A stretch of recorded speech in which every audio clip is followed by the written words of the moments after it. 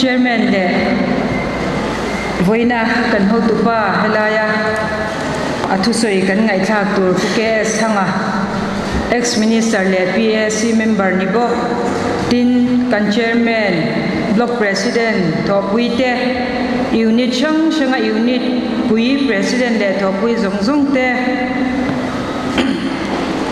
abik takin mahila member te chibai kabuk chewa block conference maria mahila hang kan timoi zela inchunga lom tu kasweni tin puruat sanga kan AMC councillor lui te pima lui kan candidate klingzo talote le chalaya ka thopui chin te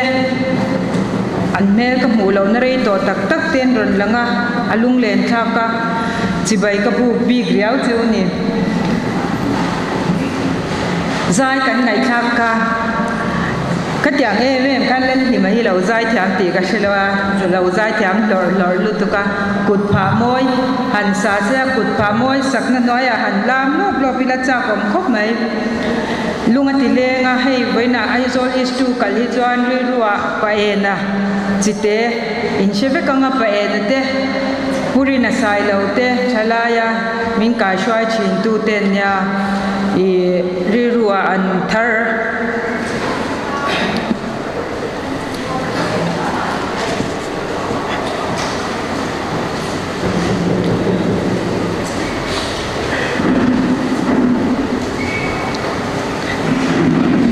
voina kan program hiron mang theise nuam ti berber turan ni ti kasha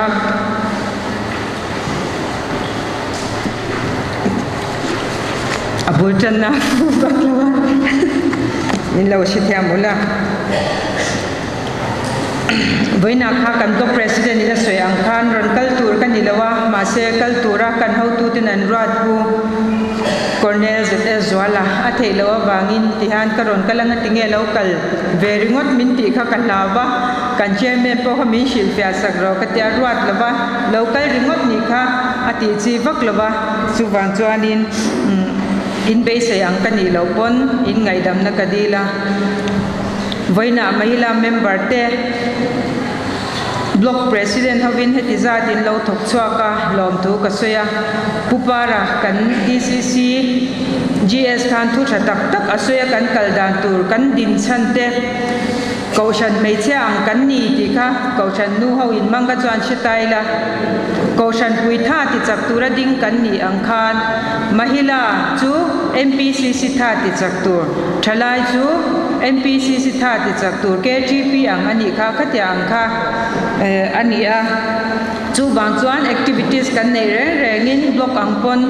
kan block ho tu te ron lo le kan block ho tu te rem ti na lovin em ma ti lo tur kan ti ka in shevek to kan block ho tu te sha ta kan soya tin an chunga lom thu ka soi tak mewa achan chu block mahila nei kan tan chuan ti ngai na om lo ani constitution om sia heya in eng tin nge mahila hi kan chak theyang ti kan ngai to block hi dinila kan tia kan thopui chen khat te pe chuan kanau in ti thei lawang i ti ringota thalai ang kha ni don lawania i muat khowang ete po min ti ama ro chu kei kani lawa achak na chu mahila member te kan nia kei ma chau kani lo ti kha ka insha ta wangin chutia ang chuanin block te i block puina kan ngen na min ngai poi mo ADCC chengin ti kan district tina Mizoram puma kan nge na block min din sakturin tian chuan voina po kan chairman le thopui te azara block mahila kan han nei thei hi block president le thopui te chunga lom thu ka soi tak meu ani in poi kan soi lawanga in du lo zong in kan kal lawang ti kha katiam cheuni voina putam lal lohara ten ron tela puma ve na te abik takin alomom katia puta ma pe hi chu engkima mahila te chane min ngai pui em tu nia kan program apia nga hianin min tel pui lo hian nei ngai lo ba chutiang chuani headquarters sei purwat fe te dang dang poi no ma ami malin ka soi lo nga in chunga lo thu ka soi tak me wani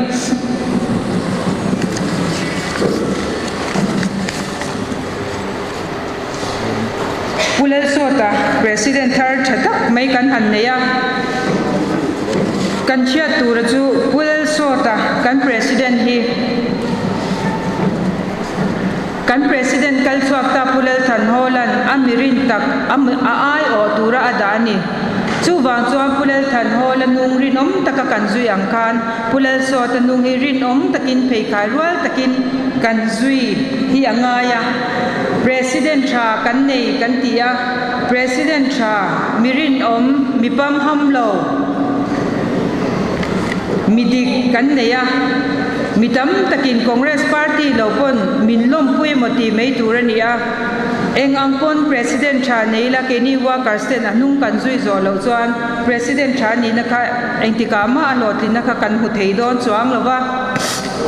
chu wangin boina local khom zong te mani mun chewa thanem ngai le zwala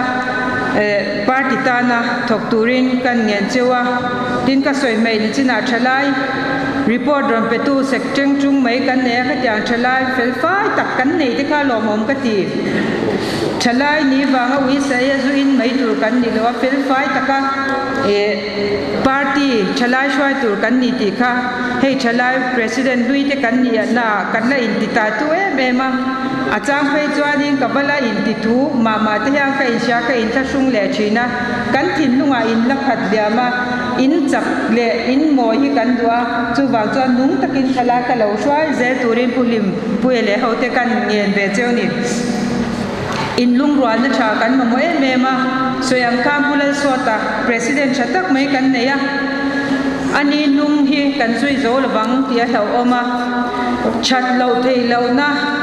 bom le kabu siama chat lo thei lo na bom len hi kan tum vek me ni headquarter za chuan anung zui zo tur ha kan fel lo na te kan pe thabe chetani chutiang tur chuan headquarters po hi kan in siama chutiang tur chuan rampuma worker se po kan in siama ngai ani na taka chuan kan MLA te emo candidate te min pu vak kan tlak chana in ni ve thawanya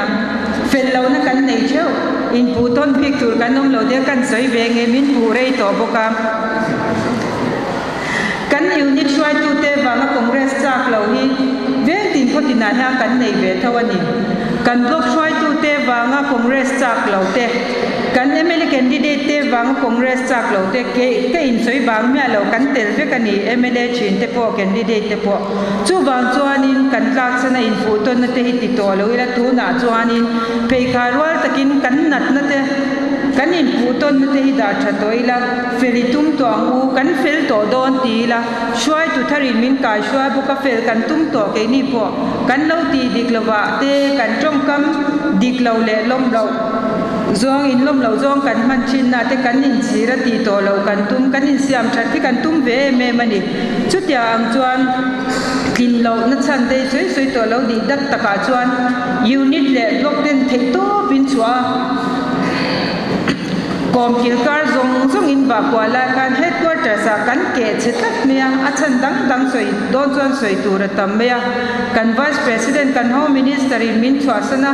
MLA dang in min chwasana min han bei zuya a hal to ni thingtlang pa tan chuan mi a lo tan chuan kong sarkar be se na nei chin kheton mei tang ka chuan congress ka vote cha kom lo na chan tha ni tat to ni chu tiang te ni wang chuan kan tla na chan soi tur tam tak om in pu ton to lovila thatharin nun tharin nungila nakum election kan ma chon le na tura hang kan zawa yin itang tlang le angu kan lo ti chin ang kan tin kan som du chewa voina local khom te pei chu chiat lai bera block conference a heti za chun ba changain local in ei zon na te kal sanen ron kal hi alo mo maro puilu tu kani voina in zinga thu ka soi ringot po hi ka in thachunga ni pu fakate phei chuan ve ringot ate po min no ti ve mai phei ni kan senior tam tak congress wanga rethe lo twar tlang te tam takin omkara keini la junior tak kan handinga amaro chu ho tu ten thu soi turin min ti mya kan ron soi angai ve si a kan senior te hi kan za cheu ni thalai te khove ni kan tia thalai te kho vel ni rual yang kan senior te tel lo yan a tak kan ni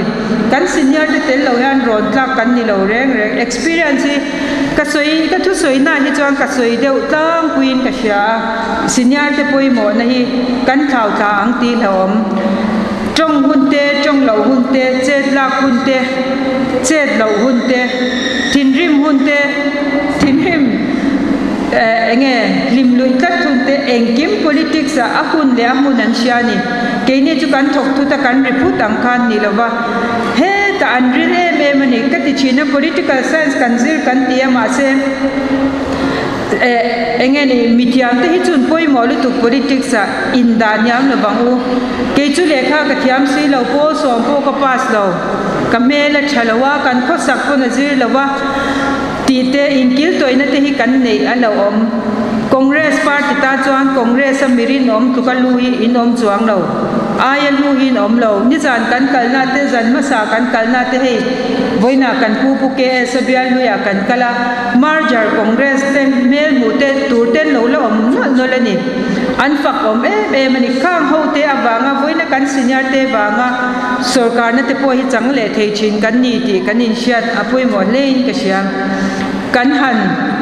opposition na kan opposition line kan shwai tu har sa tak tak te anonin kan in nona ni na nei kan sia kan han sarkar ni na nei she te mo mithar ho sa deu kaushan ko tlanga in mang deu te katiang te khanin kan shwai tu lui party a kumenge muzat lo re thai pui to te an ron walan chin te kha ke kari ru hi na china ni iti me yang an fa kom lu tu rualin party a lo be chang chang ti opposition na kan duang hian ruling a po hang kan du hin ngai ni chutia ang tu chuan in tho chang chang awang te voini theng thei congress party nung taka kal thei kan ni in hu em a in shiat lo hianin kan en ton cheu ni kan en ton cheu ni ti in shiat lo hian in ko sa zia te in nun pung in tu soi dan te kan clearin kan zir reng cheu ni chu wa cha kan party ta nya kan senior te in hulu tuka voina hian in chunga lom tu ka soi ani in lung rual na tha kan mamu a ka soi ang kan ru kol a fir lang tui pol lo kan ni voina be sei tu pakhat ma kan nei lo block conference kan nei dom pon unit tin le mi thanem ngai tin in tho kho mani chutia anga in phalte unit thil ti kho ma te block thil ti kho ma te ma ni in le lo ma ni nei seng so ngam hlang om khom kan ni voina kal khom hi chu kan ruling huna chuan kan buk le riawang chung te chu ania eng po soi la kan ho tu ten eng po soi se engeni ngai koi turang chi kha kan om lovin ka sia kan huwa zong te po lo soi se ma amaro chu kan congress kan hmanga wang hianin rethei kan tuar tlang nama nu hote ni china pu fakan soi thlem na sang in biala pe chwa big takin hei puzirate veng ania thlem na in ton tam karing mi ain chutiang zong zong tuar tlang thei tin thlem ena po en ngam lo khopa ru kha khatia ante kha kan ni pu chuan te amel khan china ka hmulowa voina an chung kwa te kan han thok ho le thei te hi lo mom ka ti ni alo mom mani voina kan party atanga chua kan president kan pu berina soya chan shang awanga kan party chua sante khongai takin lo kir le ro lo ho le ro ti lom angka ati lom na ti lo tling tu chu kan unit shwai tu kan block shwai tu mahila headquarters mpcc kan zawa in kan ni chutiang tu chuang kan pu inangen lakha ti ro min ti kher lawani mai thei ma chana ma se kha kan mission ani kan duty ani adik tak chuan LCDP awangala in hamtang trok te din mun phel laklo te tin ache koi mai chi te po tam ta kan omani heng ho hi chi the loila lak le dan hi kan ngai to ngai ni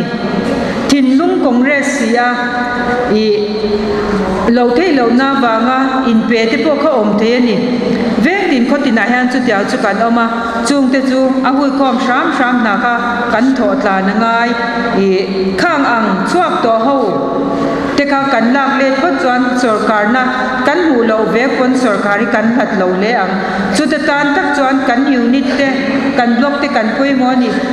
na tho tur om se unit in poi mo min tia ham that om se unit min lam cha ti ri ru pui nom ti ka shevek tiang chu kan ton ve kanin unit in poi mo min tia min du sak tak lo ti te po kha om chin ani ama ro chu I kha nga po kha no vui te po kan om the ni a om lu tu kan in du sak zo na in du sak vek sen te lo ni lo ba I voi na hian in lo congress tang awangin hei puke sepia la te referral hospital te kan nei ni in lo congress tang awangin doctor zir na mun te kan nei Code phai no chuta wangin horticulture college te kan nei vet college te voi katin chut keu khani rin taka in lo oma kan party zom tura in lo soma wang te khan ani congress sarkar na kan nei le chin ni airport ani a voina kan trong rik theina ring taka kan o chwa theina po hi congress wangani in tina tui her ho tur kan nei na chan de po congress wangani airport mang tangkai ber nuam ti ber voina chuan emene fanni heng zong hi soidon chuan development soi tur hi tam tu kan soi seng lo hei he ho ngei po hi kan hun lai sak emene fin rong an noyan hong le ringota katiang vek kha ni bia tina na tho soi tur hi nei lo an put za le ta ram ro tling hi thon nei lo a ro pui ber chu millennium so ni mai aba ram ro ting kan ti hi han amal malin han soi chat ula tu sarkar la ya he hi din nge ti ula congress ani vekani kan chiat vekani chung te chu kan chiat nu kan soi non je ni ngai bible thu bo ngai reng kan soya mnf ti anga chim mar mnf le zpm ti anga chim mar chak thanga do sang soi kwa ka kan ni ve wa congress chu kan president kal chuak ta pon thu dik ngai reng hi kan soi tu ta ni ti chin ka congress wan thu sang tam tak soi turi kan nei lo ani thu dik hi kan kal na mun pia nga kan soi chu tiang chuanin ke ni bia lu ya po ni tho pu ke sa bia la po tu na kan han kala zani na po kan kal lenga chu tiang chuan khoti na hian development om zong hi kan sarkar la ya ti ve kani mnf pa so ne ma ti nei lo zpm te pe chu soi thei pon ni lo ti nei lo lu tuk ringo a mi soi se ringo thin thiam ka te zpm chu tiang ve chu nya kan rama development om reng hi congress nu ma ve kani a rin om taka congress ai lo om wang ani khang zong kha rin om taka congress ai lo chut wang ani wheelchair ra chu chunga congress ai in ba chut wang te kha ni chu wang chuan in ke chu ka sum le pai nei pun atlin siro party shwai tu ni ka tin lo emo khatya ang kha kan ti ang ti ka law kan om na mun chewa hang kan lut dan hin ang reng ani bavana thu tu ringot kan kalte kan han tho chwain kan kalsan hi ro pui ka ti china ka pu pa e na te puri na te ka kolani chuak siara ka congress pui chin ten yang engkim kalsan ni ti me yang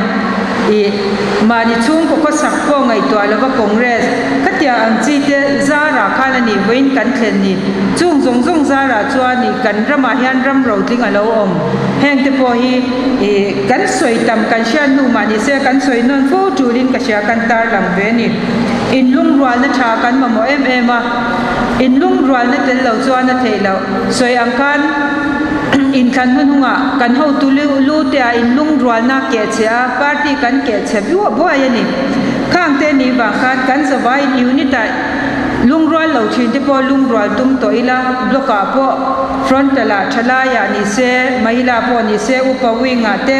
katya angkanin kan zawai yan lung rual ituma hu kan tin lo na te in mu ka na hu mishing chu that na lai nei that lo na lai nei kan nia tin in man thiam te po hi apoi mo khop mai chen ziak mi te chen soi mi a chen sung tho thei te a chen lir thei tho thei te a chen chu neu thei chi te heng te po hi in man tang kai ton thiam te poi mo ke chu ka tang kai lo ti kha ni lo congress ni a ri nom taka i lo thut ringot kha a lu tu ka ni ka ai lu dang chuang ka om lo kan lut na ka a kong a in ang lo me ni chu wang chuan ma ni om na zon chewa rin om takin congress tang ila ACDP be se te nge mo be se wanga min kal san ta te po hi nu le kan om na zon chu ai tum tlang muti kha kan ron ngen ve cheu ni congress kan sarkar la in tu le in fa te sarkar na in thun thei lo ang tam zokin how tu te bulain kalanga lo samin in hole chinang written atlina ngaya physical atlina ngaya ti tanan lo changang chu tanpui kan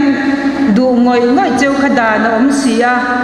khangang athiam le atlak mi fit kha kan tlan si lo chuan nakina kan ram kal zel tura department sang en kol tu tura ni khanga khan MNF te ang chuan in thun pop chu kan thei ve ve kani dan lo angin amaro chu kan ho tu te nan du lo ani eng wangin nge polling ballot a hang kan chak chin lo kan ti china ke ni ya ka sia chu police ate MNF chun in thun pop me ni kan sia dang kan zungwal ve te drug sedik te po an thun pop a che chang ber tu nyang in veng hi zirti tu ani se written po om lo kling po ni lo tu te fa te mo khatiang khan an kling po an la pop me ni sum le pai om lo pon chilo an ngai to alawa an partia mi hui lu na ni pho chuan khatiang khania mani chobel pe tu na chu in thana ya nan lo vote le nge chin chung chu a tha ni party tan chuan maro chu kan ram ta na thasi lo ti kha kan ho tu tin an sia ta wangin dik lo chuan an ti thei lawa sarkar na tok da nge chungchang ate po sarkarin dana neya adan lo anga ti kha kan ho tu tin an du si lawa kong sang kan ho tu tin ne la ka lung oi lo na te po kha in lo ne yang ke ma la ka lung oi lo po hin tamani ka chen pui nge te po hin pui ni a chan chu sarkar na tu ma ka thun lawa a enga ma khan contract ni se chu tiang chu ania an vui me ma se chung te le general tha ti ta na om kan ni lo dik takaro re tura pathian in min da kan ni a MNF tang in diklo takin ro re la diklo takin na te in pe ila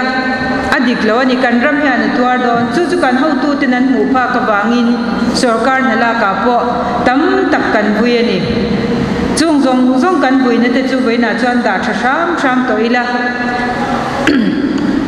kan pu ina soi ang kan president kan swak tai mit tweet la chungpon trap chungpon congress tan ibele sham angu congress ai bo sham angu ati chin ang kan aru tak chu mit tweet po tla se tin rim so sangin ang maila congress a bok lo chang kan let chuang lo bani chu wa chuan tin lung na chungpon party tan tu na yan thara kan tho chwa le hun to thei top choin lungrwa takini thok chwa tran le to ang u kan lo ti fo chin le kan ti me kan ya la ti lo le la cho shi te chen khat kan ma khang te po ka I tho chwa ka mo ti kha kan ngen chu ni hey kan how to ten policy rei lo te ya kan how to pai na ron kwang no policy thadeu mai ACDP ti mai ang ni lo cheng singan tia sing hi sangan tia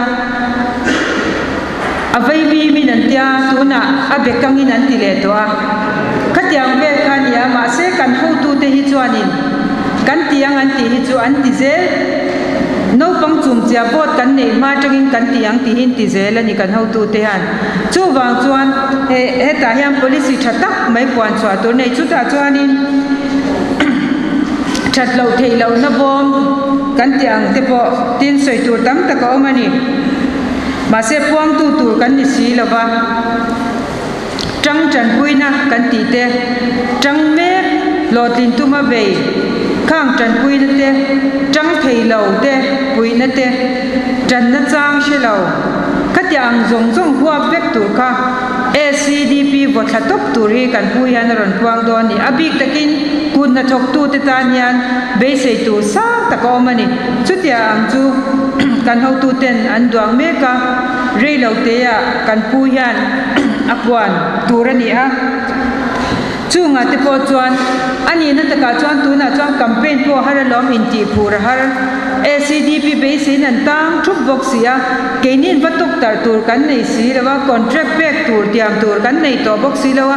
unit ang pon har ni tun din muna chuan in ti phuri har ani ta candidate turan la puang box si lawa min han hui khom vel tu tur atu po hi kan chivek meni mani bial hui po hi kan kal thangam lo ni phone min no bia phone kan bengam trok trok tiang ve la nya chan pui ngai ngoi kan bulan ron soi phone kan pui ngam lo chu tiang kop chuan kan omani chu ba chuan nang ni po tunge ron dingang bial tungai nge lo dingang ti po shiat dawa vai vai takin voini thangin in oma hei hi kan kal to na china an lo soi na china ni a re chu tiang ke candidate te puan ani mo bial en kol tur vil tu deu kan nei huna chuan hei a ha kan tho har theyanga kan policy te kan ho tu te na han puan huna phe chuan kan tho haranga an ron ti ma lo tho har khai lo tu mang u tu ma min ti har tu tur bi kin om chuang lo ni voina swai tu kal khom te hi mani zon chewa ithawang u keini mahila te po ahar em ani amaro chu block te kan han tia thek to bin kan ho tu te kan district kan ho tu te block kan ho tu te ko ngai na kan nge na min chan pui ro keini chau chuang kan ti thei lo kan sia voina po kan ho tu te pui na in ti hian kan phure em me ni that lo thei lo na bo ma ya mahila chan phur lo thei lo na bom kan nei to ni ma se voina chan kan wa kal sung kan phur lu tu office ngak tu mu mal po kan nom thei to lo chu tiang chuang ma ni se mo shana kan tia kan ti zung maya hei block ina unit lo cho han ti te ni china po pizo remina ron soi kha block tin hi headquarters mahila te ne in me sha ton nan an block mu na ngei tlong u kan tia in mu lo chuan in ngai na te tho ho te in ngai ahara in me sha thaila hanin muzingala tho ho te hi no ma malang na te po thuak sang an om khom kha nin kan ngai to na sang an tin khom ka chuan thir tha ron chuak me ya chu tiang chuanin city block mahila te ke ni po tho chua kan tuma chu tiang chuanin kan ke mani zon chu in ti puri kan tum ve me mani chu wang chuanin nang ni po in omna zona block level ani mo unit level ani mo mahila unit ani mo thala ya mo khatiang angkha midang kai tho ngak lovin mani in tho itumila ting in block chuin van nei pu van nai nei hi mang an top kho ka po pu van chu ti za chu kan ma mo ti the na block president in nei hin van nei ka ti block dang kan kalna te chon an khong ai thak em ani keinin han pui turin kan nei to big box si lawa achana chang kan pai na muna chang ban te min lo pele kan pai lo na muna min lo pele lawa ka tiang ve te khanya kan khalna chuan sum le pai pe tur ka kan nei big to box si lawa kan khong ai thak tang to ni voina khatiang ang a in pe te ka tam tak kan la nei hi congress party kan van nei party dangin congress party chu central po an tho chuak to don lo heta pon tho chuak to lo an ti chin central po tlak chia chang kan nei mizoram po tlak chia chang kan nei ma se ke ni chu kan nei a ho tu kan nei kan van nei sum le pa ya ni mo har satna a om pon kan ho tu ten kan mo to central atang ten min ron pe chin ani central nei ve reng lo bi nei ve reng lo ZPM le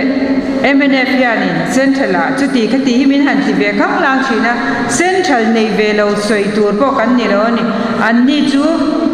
ton chungin law le khu chungin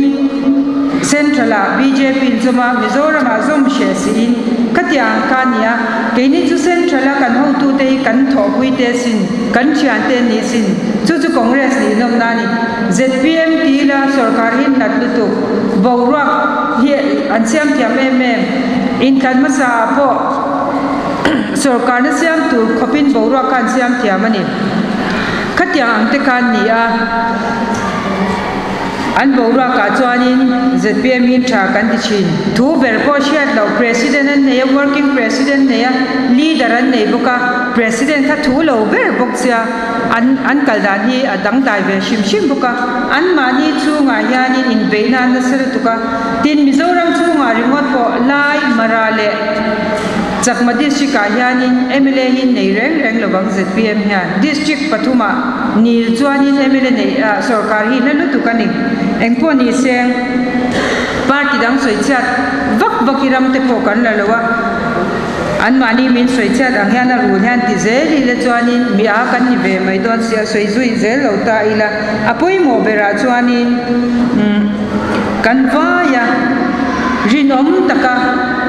kan tho thar le hi ngai ni in rinom tang naka azar kan zo zel thang thar ten kan lo zo zel ani rinom takai lo vo in lo congress tang in lo chut ba kan ke po MLA kan ni the ni min ron vote ker lo ma se rinom takai congress tang ba kan in chenom ko venga mi har sa ten rang ba in chungan ne ya mi re the in sak na kan ti te in nei lo ten an ne ya NLUP nang ma ni ba kan an dong asin nang ma direct in contract lian pui mulo mai the ichung le khate sarkar ai tun lo mai the ma se midang tan mal som nai ni I congress tang bang khan kha zel khani nang ma kal tang khan pathia ni zoram mi puite tran pui ni ke ni aminga MLA te kha aman ro mai kan ni man ro amin man na zon hin ang lawa achen sang de achen nyam de asang de uni vekila zon the lawa nyam de uni vekila the lawa chu tia zon ke ma lom nom lo ma seng I lo congress tang ba khan mal som na tam tak nang ma kal tang khan zoram mi puiten andong ani ato bera chuan soyang kan ni saria block conference nei kan tuma chu ta chuan kan block ho tu te bok kangen du chu nang ma ni lovin kan thei lawani vei ba na tur motor te po nu ho chu kan lo nei ker lo mai the ni tin block president block pui te po kan som vek don chewa min te pui the nge po kan be se achan chu kan ta nin lulu tu ka kan som lo thei lo cheu ani nang ma ni ba nga heng block conference hi wat sai thei engeni ma chon tur kan ni ma min nak sakaba nga block nei kan ni wangin kan block conference a hian intel lawa ti hi kan zuam lawa chu wangin khongai takin block president le thopui ten he kan block conference le political training kan nei turi khongai takamin te pui turin kan som chewa in tam siak politics ani to a mani a po political training kan pu in nei ro min ti thut maya in ring man loving kan ti chu ka atam the ang ber block ti na teng kal tur po kan ti lawa thei kan ti a mi za som ngaleng hol kan bu kani ma seng last minute akam block president and reporter block atanga kal thei tu kami za tum som rukan ron reporter chople chilin kan hol kha kan tha kani tiang chuanin kan phur em maya tun khalai kan kal khom te ka ZPM ho te chuan khan no la ZPM nu ho kal khom ang te nan lo the dar vela congress vek thu khom kha kan ni sia tiang ve te chu niam block conference kan nei huna chuan atam theang ber kan kalangai in tam siak politics kan khelangai block conference kan nei huna tam tap hol leng lo khop kan kal chuan thingkang zong adar to ni mahila cho ko he tiang ko pan pu chuan kan headquarters kan how to the chun bakpur man chi dong kha ringot kha politics ni bawrak politics ZPM pon an khel thiam kan ti ka kan khelangai chu ba chuan congress kan la tam zia hi kan show be don along congress kan muthu lawani congress kan la phur le ni ti kan show be don chu ti huna chuan voina local pa hote tlangwa lote in nu pui fanaute in fanute in u naute ron tho ve turin ka som cheu ka ngen cheu ni kan tam lawang ti kalau nang ni ringon pakhat tur kha pali point ron ni dei theyani chu wa chuan in nu pui ten ron thoi fanu ten ron tho chuanin kan lom don lu tu i ko ngai takin in nu pui fanau te hemini na na hi chuan i ron fe chwa pui turin le kan block conference ron man pui turin a force khan in nu pui fanau te ka ron tir te o ka ti du ni chu kan sarkar le na tura kong pui mo ta kani ko ngai takin kan nu pui fanau te kan u nau te kan block conference kal turin